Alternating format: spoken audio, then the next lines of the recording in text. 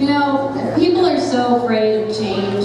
I love change. That's why every few years I have a new fiance.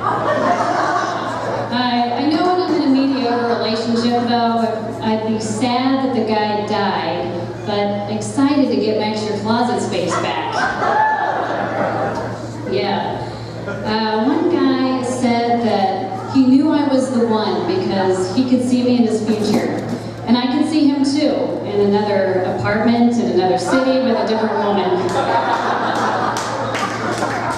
But, you know, after you've been in a relationship with someone for a while, you come up with these little pet names for each other that kind of change and morph over time into other things. I dated this guy named Dylan, and I started calling him Dilly Bar, like those little ice cream treats at Dairy Queen. And that became D-Bar.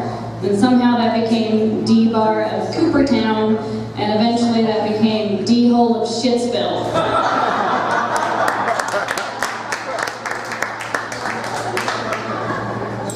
But you know, some people say they can watch their partner sleeping and they feel love. So I tried with the first guy, I looked at him sleeping and I thought, this is exactly what you'd look like right before I have them take you off of life support. Yeah, and that was before I found out he was a bipolar alcoholic. It was really sad, but I always promised myself that I'd never stay with anyone who's too much like me.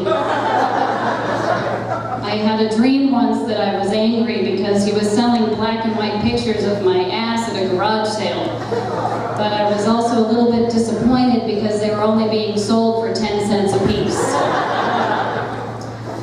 He asked me once if I had a problem with alcohol, and I don't, as long as I'm not angry, bored, stressed, happy, celebrating it's not a weekend or a weekday. Then I threw my beer at him. But you know what I really hate? I hate it when guys say things like, nice guys finish last, girls don't want to be with a nice guy. You know, and that is such bullshit. Because there are probably so many other reasons why a woman doesn't want to be with you. Like the entire rest of your personality. Like, you can be nice, but also boring, stupid, lazy, awkward, ignorant, irresponsible, or crazy. So who gives a fuck?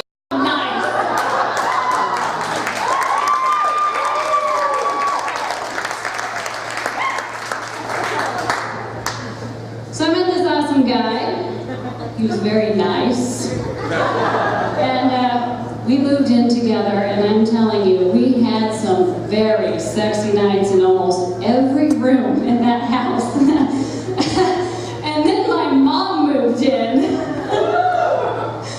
Man, when she asked me if she could move in, I said, Mom, I am so tired of having really hot sex. Get over here now.